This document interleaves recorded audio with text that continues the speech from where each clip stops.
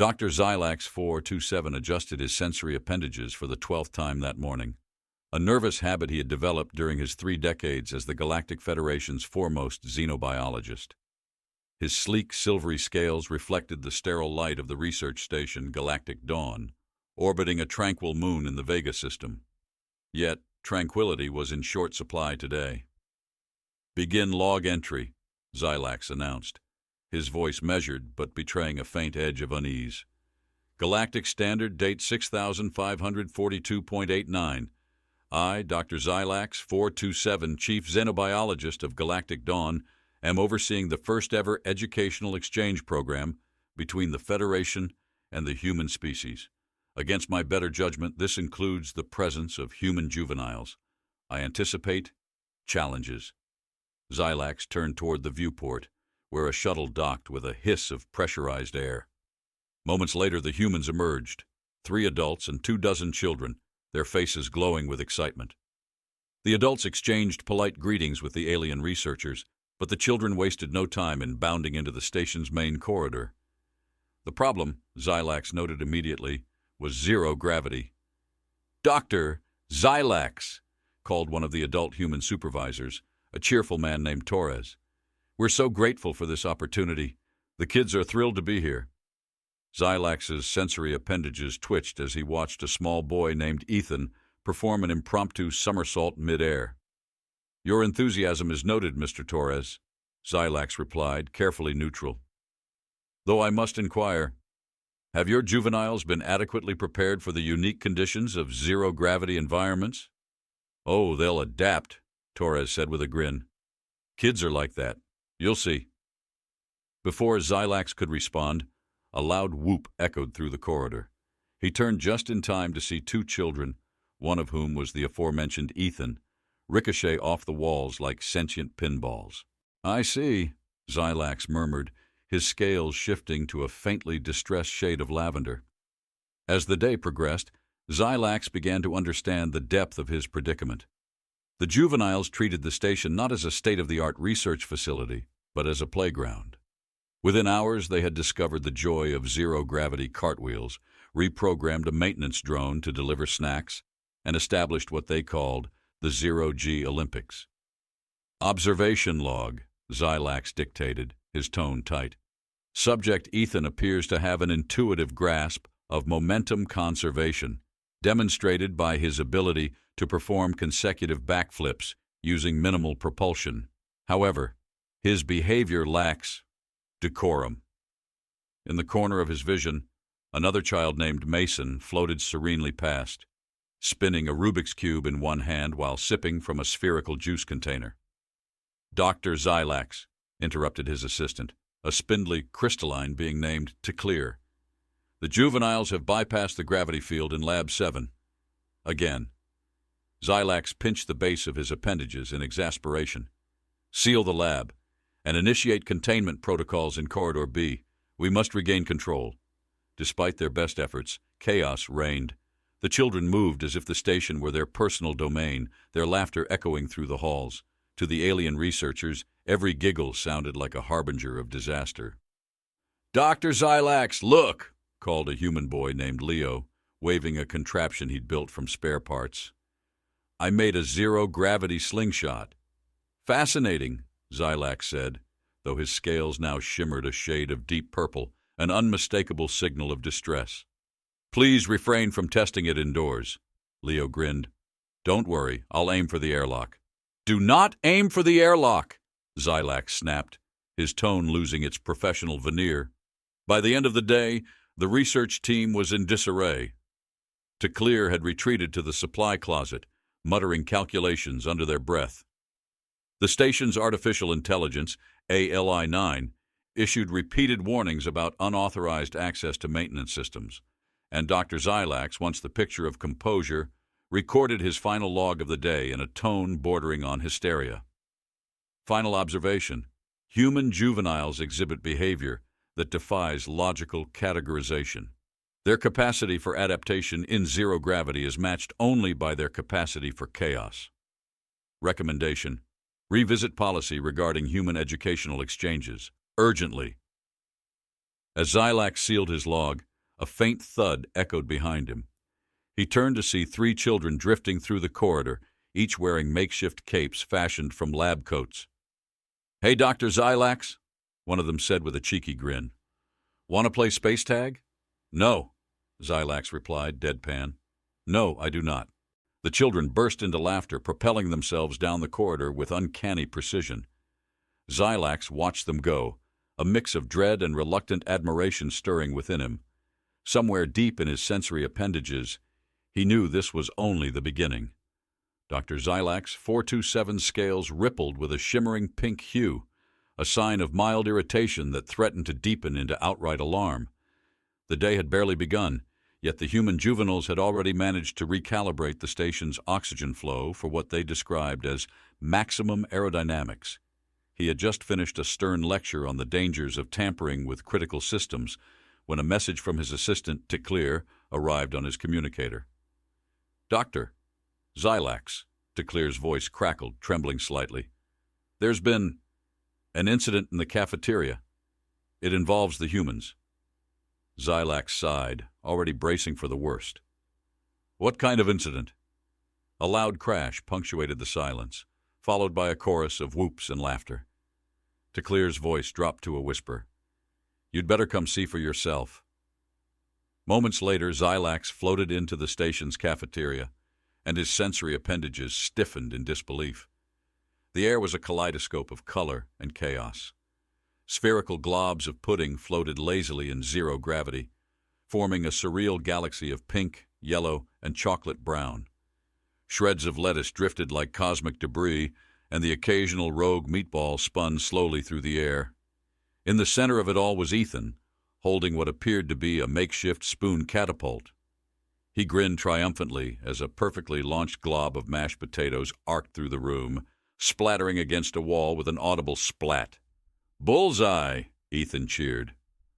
"You're supposed to dodge!" shouted Mason, ducking as another projectile, this one a globule of bright red gelatin, whizzed past his head.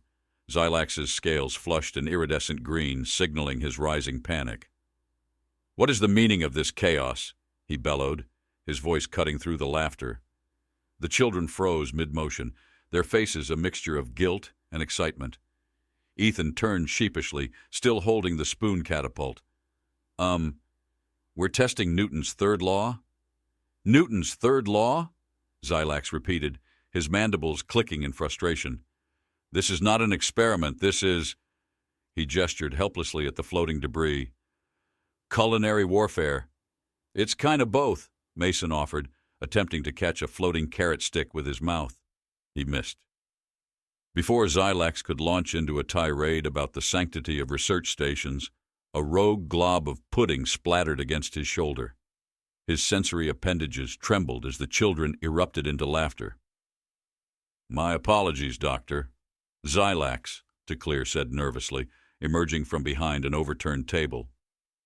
"It appears they've weaponized dessert." Zylax glared at his assistant, who held a tablet covered in sticky residue. "Weaponized dessert? How is that even possible?" "They've discovered that manipulating air currents with their utensils increases projectile accuracy," Teclear explained, his crystalline body vibrating with unease. "They're using fluid dynamics to optimize their, attacks." "It's just physics," piped up a girl named Mia, who was spinning a glob of pudding between her hands like a miniature planet. "See? Conservation of momentum." "Fascinating," muttered Teclear despite himself, before catching Zylax's withering glare. "I mean, highly inappropriate." Zylax took a deep breath, willing his scales back to a more neutral shade. "Enough! This madness ends now." Ethan raised his hand as if in a classroom.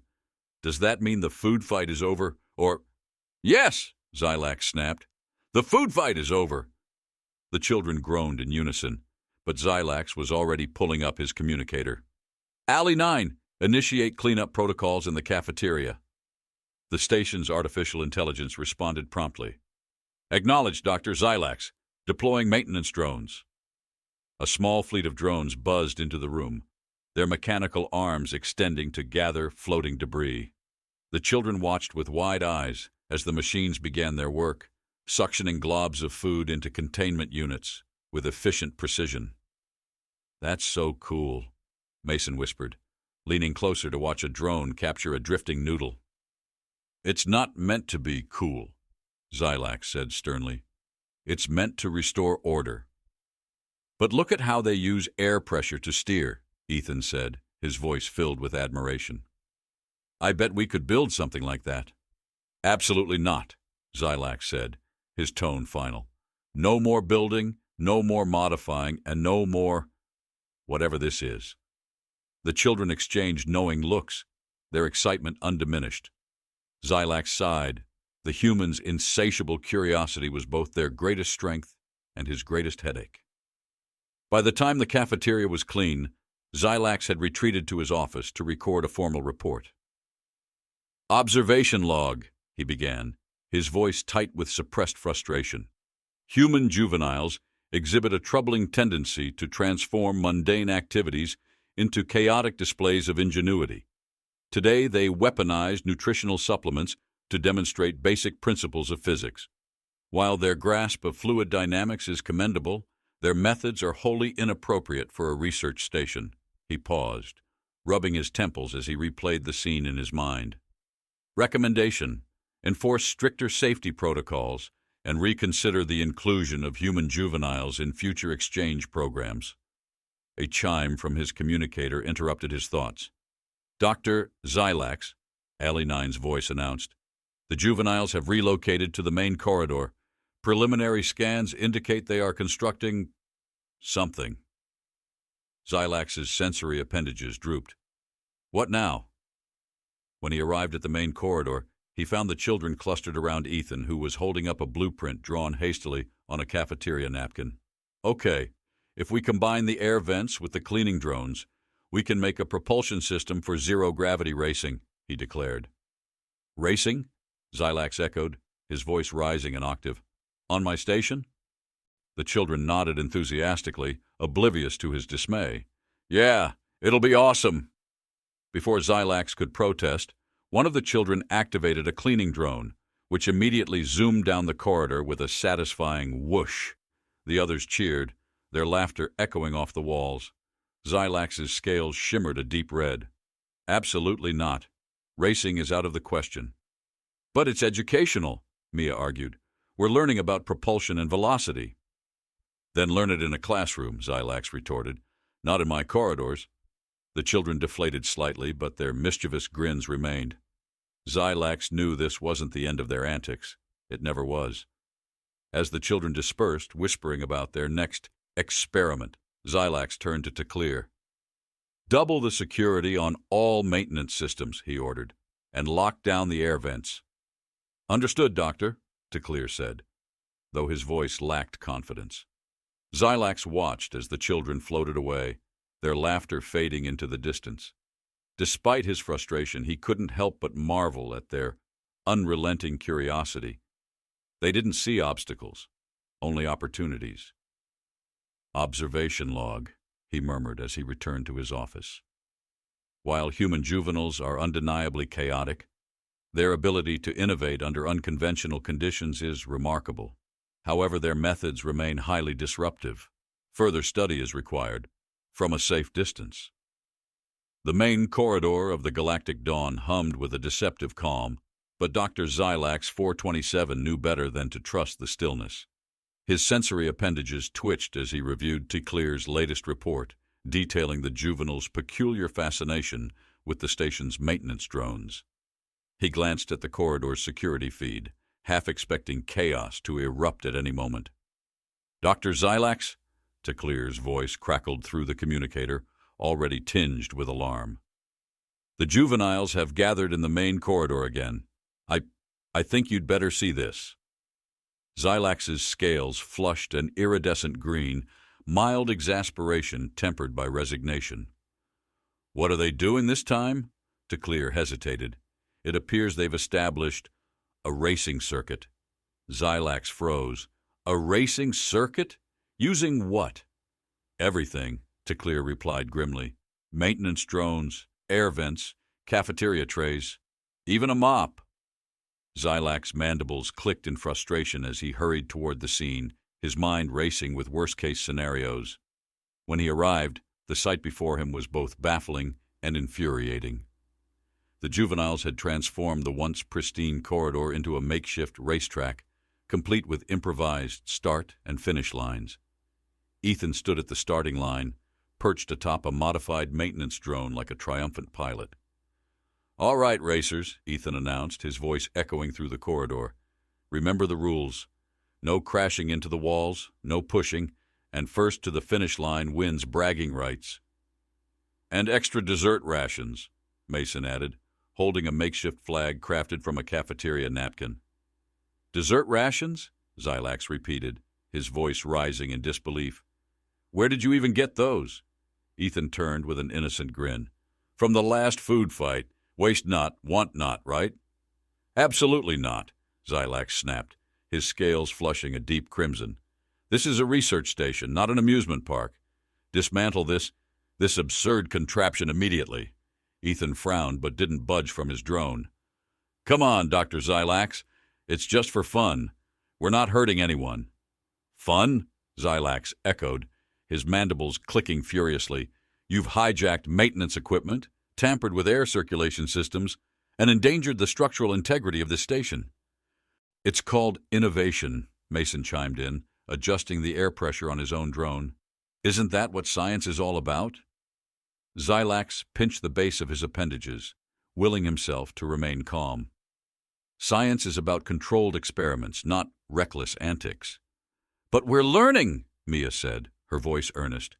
"We figured out how to use the air currents to optimize speed and direction. Watch this." Before Xylax could protest, she propelled herself forward, expertly angling her drone to catch a draft from a nearby vent. The drone shot down the corridor with impressive precision, weaving between obstacles like a seasoned pilot. "See?" Mia said, spinning gracefully as she came to a stop. "Physics in action." Xylax stared, momentarily at a loss for words. He had to admit, their understanding of spatial mechanics was impressive, but it was also completely out of control. "Dr. Xylax," Teclair whispered, sidling up beside him. "Their trajectory calculations are disturbingly accurate. They've achieved velocities that surpass even our station's transport modules." "That's precisely what worries me," Xylax muttered, watching as Ethan executed a flawless barrel roll, narrowly avoiding a collision with the wall. "These juveniles are far too skilled for their own good." The race began with a blast of noise, the children cheering as their drone zoomed down the corridor. Ethan took the lead, his movements fluid and confident. Mason was close behind, using a cafeteria tray as an improvised shield to block incoming debris. Mia, meanwhile, demonstrated an uncanny ability to exploit air currents, overtaking the others with graceful ease. Xylax's appendages twitched as he recorded his observations. Observation log. Human juveniles exhibit an alarming aptitude for rapid spatial calculations and adaptive problem-solving. Their use of improvised propulsion devices suggests an intuitive grasp of aerodynamics, though their methods remain highly unconventional. A sudden commotion drew his attention. One of the younger children had miscalculated a turn and was spinning out of control. Xylax's scales flushed a pale lavender, an expression of genuine concern. But before he could intervene, Ethan swooped in, using his drone to nudge the other child back onto course. "Nice save," Mason called, giving Ethan a thumbs up. Xylax's scales shifted again, this time to a conflicted shade of green. Despite their chaos, the juveniles demonstrated remarkable teamwork and resourcefulness. It was maddeningly impressive. "Dr. Xylax," Teclair said, his voice trembling with a mix of fear and awe. "Did you see that maneuver?" Ethan recalculated his trajectory mid-flight. That's advanced neural processing." "Or sheer recklessness," Xylax grumbled. But even as he spoke, he couldn't ignore the evidence before him. The children weren't just playing. They were mastering their environment in ways that defied logic. The race ended with a dramatic finish, Ethan and Mia crossing the line in a near tie.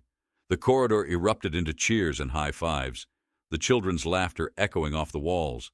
For a moment, the tension in the air seemed to dissipate, replaced by a palpable sense of camaraderie. Xylax cleared his throat. his tone sharp but less severe than before. Enough! This activity is officially prohibited. Return the maintenance drones to their proper functions and dismantle this so-called racetrack immediately. The children groaned in protest but complied, though not without a few lingering grins. Ethan floated over to Zylax, his expression earnest. "Sorry if we caused trouble, Doctor." "Zylax, we didn't mean any harm. We just wanted to have some fun." Zylax stared at the boy, his scales flickering between lavender and green. "Your intentions are irrelevant, young one. This is a research facility, not a playground." "Maybe it can be both," Ethan said with a shrug, before drifting away to help dismantle the course. Zylax watched him go, his appendages drooping in exasperation. "To clear," he said finally, "double the security on all propulsion systems, and initiate a station-wide lockdown on cafeteria trays." "Yes, Doctor," Teclear said, though his voice lacked conviction. As the children dispersed, their laughter fading into the distance, Zylax recorded his final log of the day. Observation log. Human juveniles continue to challenge conventional definitions of order and discipline. Their ability to adapt, innovate, and collaborate in zero gravity is unparalleled. However, their activities remain a significant source of disruption. Recommendation. Further study required to determine the long-term implications of their behavior. He paused, his mandibles clicking softly as he considered his next words. Addendum. Despite their chaotic tendencies, these juveniles possess an undeniable charm. Their enthusiasm is infectious, though I suspect it will be the death of me. With a weary sigh, Zylax ended the log and floated back to his office, already dreading what the next day might bring. Somewhere down the corridor, Ethan's voice echoed faintly. "Hey, what if we built a space slingshot next?" The hum of the Galactic Dawn systems was accompanied by an eerie silence in the corridors, a quiet that Dr. Zylax 427 had learned to distrust. His sensory appendages twitched as he hovered in his office, reviewing the latest security logs. There had been no major incidents since the impromptu Zero-G Racing Championship, an unsettling development.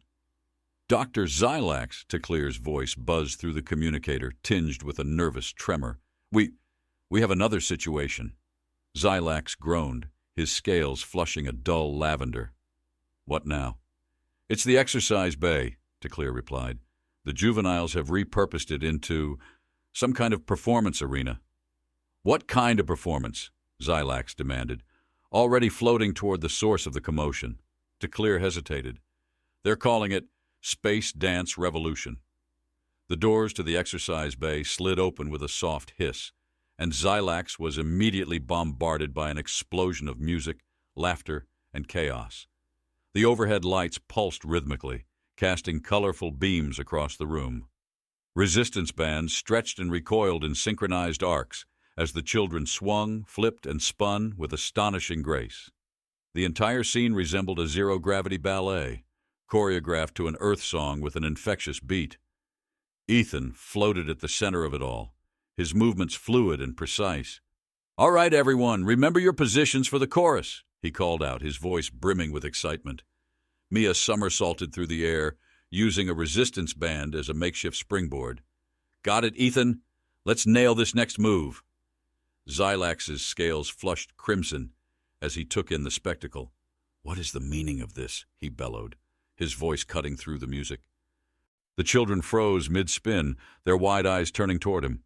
Ethan floated closer, his expression both sheepish and proud. "Hey, Dr. Zylax, we were just experimenting with angular momentum and kinetic energy." "Angular momentum?" Zylax repeated incredulously, gesturing to the makeshift dance floor. "You've turned a research facility into a nightclub." "It's not just dancing," Mia interjected, flipping upright. "We're testing how different forces interact in zero gravity. Look, if you twist at just the right angle," she demonstrated, spinning in a perfect corkscrew motion before landing gently on a floating mat. "You can maintain stability while adding rotational speed." Zylax pinched the base of his sensory appendages, struggling to process the scene. "This is not an acceptable use of station resources." "But we're learning," Ethan insisted. "And it's fun." "Fun?" Zylax echoed, his tone laced with disbelief. "Do you know what's not fun? Filing reports about unauthorized modifications to critical equipment." Behind him, Teclear quietly whispered, "Doctor, their synchronization is remarkable. Look at how they're compensating for air currents and momentum shifts." Zylax shot his assistant a sharp glare. "Teclear, you are not helping."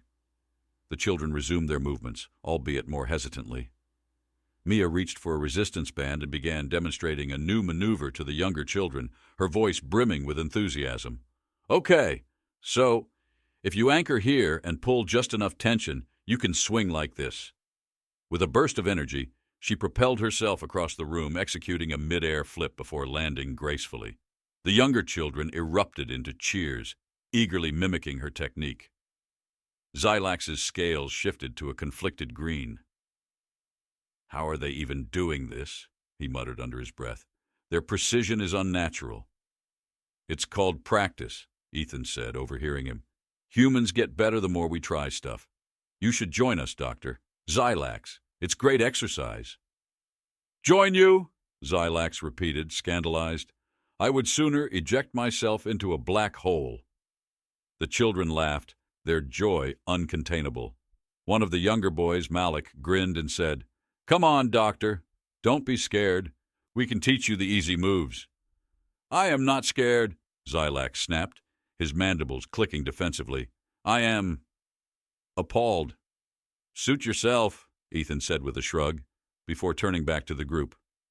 "All right, team. Let's try the group spin again." The children aligned themselves in a loose circle, gripping resistance bands and pulling in unison. With a synchronized push, they launched into a coordinated spin, their bodies forming a perfect helix as they spiraled through the air. The display was mesmerizing, even to Zylax. Teclear leaned closer, his crystalline form vibrating faintly. "Doctor, their ability to coordinate is extraordinary. I've never seen such precision in zero gravity." "That's because they're children," Zylax hissed. "They lack the sense to understand when they're defying the laws of physics." A sudden commotion drew their attention. One of the drones, reprogrammed by Ethan, began emitting a rhythmic light pattern, synchronizing with the music. The children cheered as the drone spun in time with their movements, creating a dazzling display. "They've weaponized the maintenance drones," Zylax muttered, his scales shifting to a deep maroon. "It's just for aesthetics," Ethan said, grinning. "See? It makes the whole routine cooler." Before Zylax could retort, the doors to the exercise bay slid open, revealing a pair of visiting alien scientists. Their elongated forms froze in shock as they took in the scene. What is this madness?" one of them stammered, their voice tinged with disbelief. "It's not madness," Mia said brightly, drifting toward them. "It's space dance revolution." The visitors exchanged horrified glances before retreating without another word. Zylax groaned, already imagining the complaints that would flood his inbox. "All right," Zylax announced, his voice rising above the music. "This ends now. Dismantle your dance floor and return all equipment to its proper state." The children groaned, but began to comply, their movements sluggish and reluctant. As they worked, Ethan floated over to Zylax, his expression earnest. "We didn't mean to cause trouble, Doctor. We just wanted to show you how fun science can be." Zylax stared at the boy, his scales flickering between lavender and green. Despite his frustration, he couldn't deny the ingenuity and teamwork the children had demonstrated. "Fun," he muttered, shaking his head. "Science is meant to be rigorous, precise, and controlled, not this." "Why not both?" Ethan asked, smiling. As the children dispersed, the music fading into silence, Zylax recorded a new log entry. Observation log. Human juveniles continue to exhibit behavior that challenges conventional expectations. Their capacity for creativity and coordination in zero gravity is unparalleled. While their methods remain unorthodox, their results are undeniably impressive. He paused, his mandibles clicking softly. Addendum. Further study required, preferably from a safe distance. The silence on the galactic dawn was almost eerie, the kind of quiet that Dr. Zylax 427 had learned to interpret as the calm before a storm. His sensory appendages twitched, their tips tingling with unease. Somewhere on this station, the human juveniles were planning something. He could feel it. "Doctor?" "Zylax." Teclear's voice crackled through the communicator, panicked and breathless. "It's happening again." Zylax sighed deeply, his scales shifting to a resigned shade of lavender. "What is it this time?" Teclear hesitated. "They've organized an activity." Zylax's appendages curled in frustration. "What kind of activity?" There was a long pause before Teclear answered, his voice almost trembling. "They're calling it Ultimate Space Tag." The name alone made Zylax's scales ripple with alarm. "Explain." "It's station-wide," Teclear said. His tone hushed as if speaking the words aloud would give them power. "They're using drones, air currents, and resistance bands to tag each other. It's chaos." Zylax groaned, already floating toward the main corridor. As the doors slid open, he was met with the unmistakable sound of laughter echoing through the station. Children zipped past him in every direction, their movements a blur of creativity and ingenuity.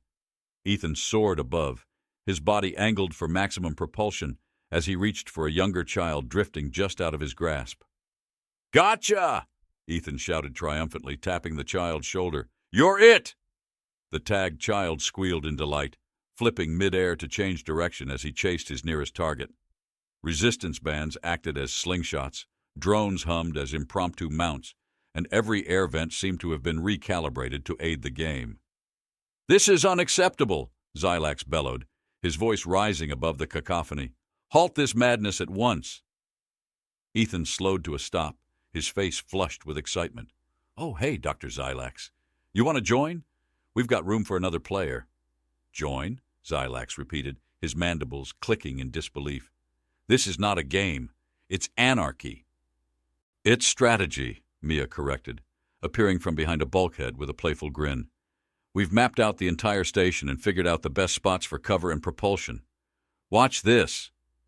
She grabbed a resistance band, anchored it to a nearby railing, and launched herself across the corridor in a graceful arc, tagging Malik mid-flight.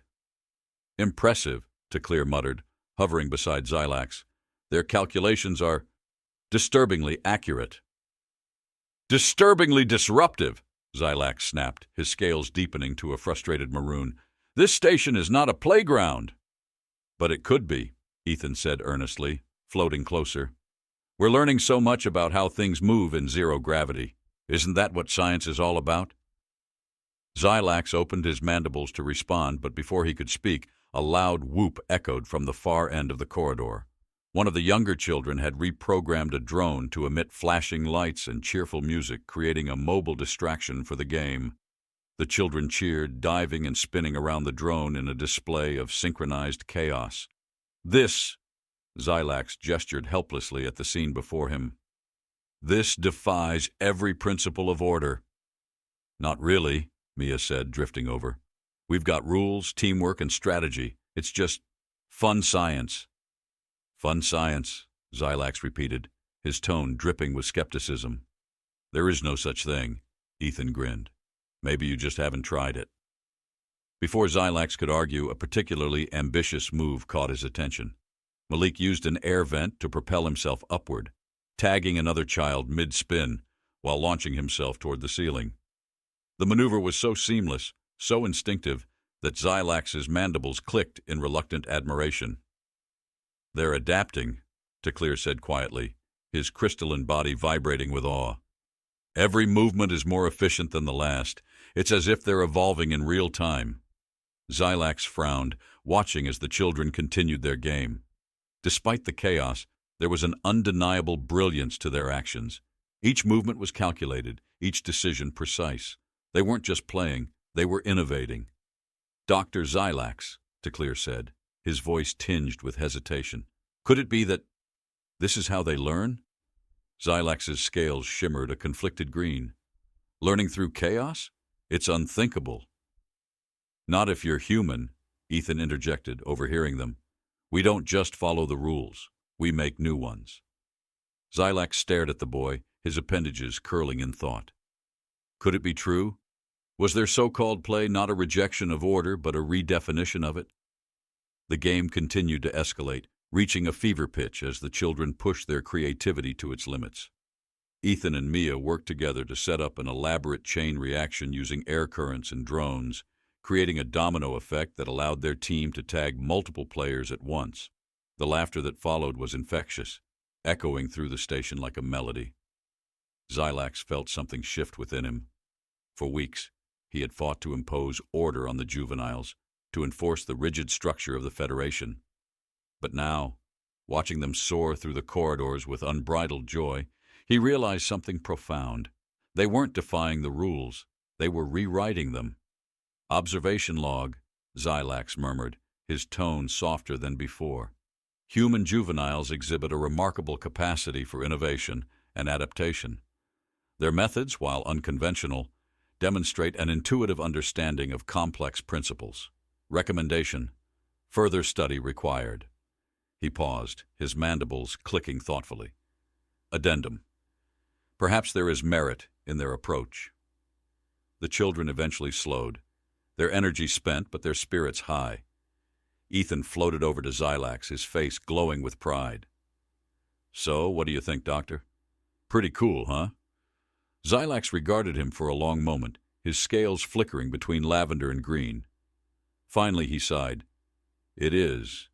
Not without merit." Ethan beamed. "Told you so."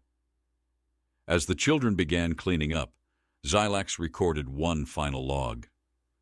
Conclusion: human juveniles possess an extraordinary ability to transform even the most structured environments into spaces of creativity and discovery. Their actions, while chaotic, are driven by an insatiable curiosity and an unyielding sense of joy. They do not merely adapt to their surroundings, they improve them. He glanced at Ethan, who was explaining a new idea to Mia with animated gestures. Perhaps there is something to be learned from them after all. As the last of the children drifted off to their quarters, Zylax felt a rare sense of calm. The station was quiet again, but this time it didn't feel unsettling. It felt hopeful. "Dr. Zylax," Teclear said, hovering beside him. "What should we do about tomorrow?" Zylax's scales shimmered with a faint, amused glow. "Prepare for the unexpected, Teclear. It seems to be the human way."